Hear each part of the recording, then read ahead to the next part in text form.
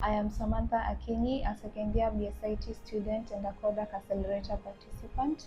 Before the program, I had good technical skills, but I needed to get practical skills so that I can bridge the gap between IT theory and real-world experience.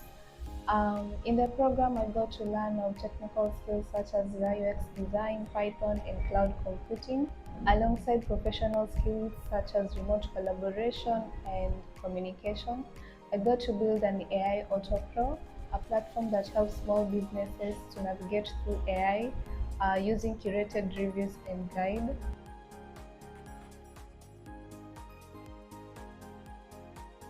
Through the program, I successfully launched my design business where I help companies realize their digital identity.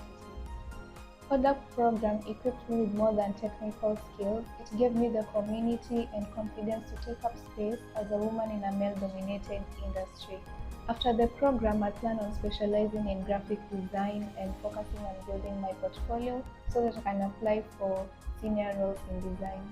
To any woman hesitant about tech, the doors are open.